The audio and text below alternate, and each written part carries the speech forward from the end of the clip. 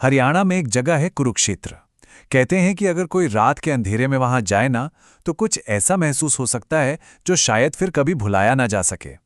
तो चलिए आज कुरुक्षेत्र के उसी रहस्य की पड़ताल करते हैं, जहां इतिहास, पौराणिक कथाएं और रहस्य सब एक दूसरे में उलझे हुए हैं।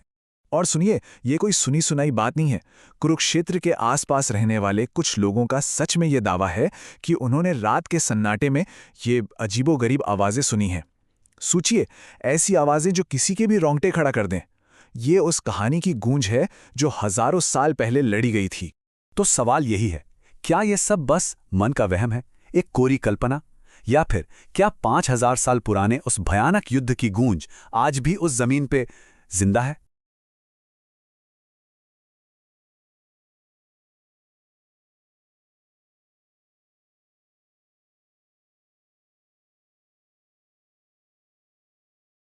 अच्छा, इस पूरे रहस्य की तह तक जाने के लिए ना हमें थोड़ा पीछे चलना होगा इसके इतिहास में।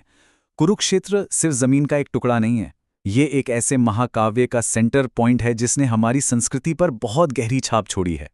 देखिए, महाभारत हमें बताता है कि ये वही जगह है जहां धर्म और अधर्म के बीच दुनिया का सबसे बड़ा युद्ध हुआ था। ये लड़ाई सिर्फ जमीन या सिंहासन के लिए नहीं थी। नहीं, ये सिद्धांतों और उसूलों की लड़ाई थी। जरा इस आंकड़े पर ध्यान दीजिए। लाखों योद्धा, एक ही जगह पर, इतनी बड़ी तादाद में मौतें। इस नंबर को याद रखिएगा, क्योंकि ये सिर्फ एक नंबर नहीं है। ये उस जमीन पर छोड़ी गई एक बहुत गहरी मनोवैज्ञानिक छाप है, जिसकी बात हम आगे करेंगे। सोच कर देखिए, जब लड़ाई खत्म हुई होगी तो कुरुक्षेत्र का मैदान एक युद्ध क्षेत्र कम और एक मृत्यु भूमि ज्यादा लग रहा होगा। हर तरफ टूटे हुए रथ, घायल घोड़े और हजारों लाखों सैनिकों के शव।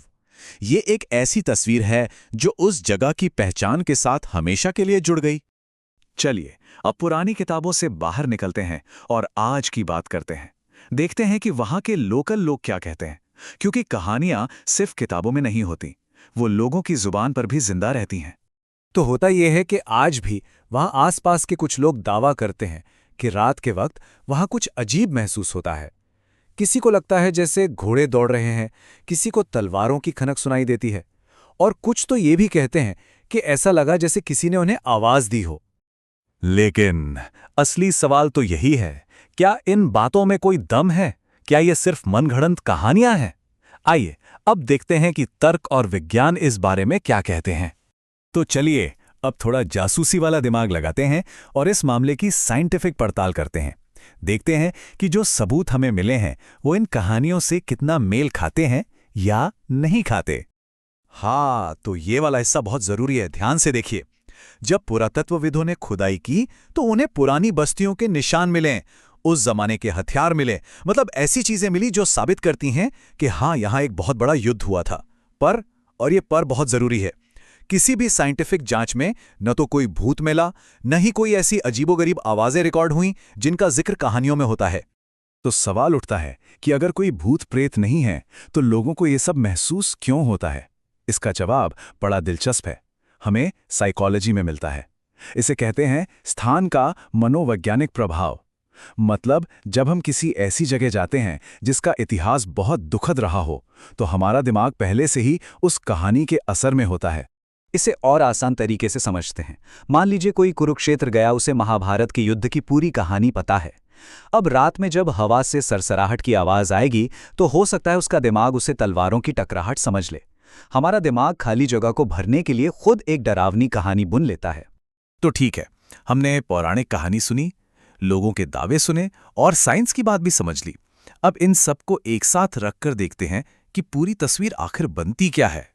अब देखिए, इसमें एक और पहलू है, वो है आस्था का। भागवत पुराण जैसे हमारे आध्यात्मिक ग्रंथ आत्मा और कर्म के सिद्धांत की बात करते हैं।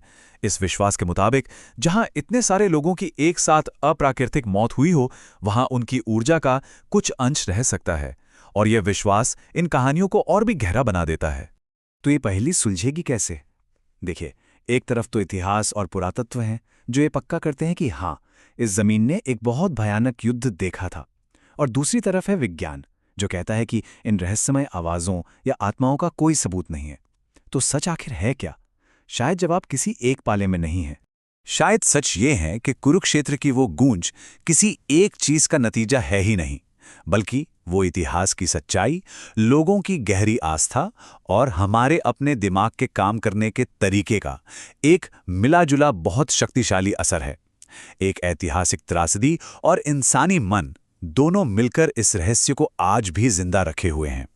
और आखिर में एक सवाल जो सोचने पर मजबूर कर देता है। अगर कुरुक्षेत्र में सुनाई देने वाली वो आवाजें असल में भूतों की नहीं बल्कि खुद उस कहानी की हैं जो उस मिट्टी में और हमारे जहन में जिंदा हैं, तो क्या इससे वो कम असली हो जाती हैं? शायद कुछ कहानियां मरने के लिए होती ही नहीं हैं।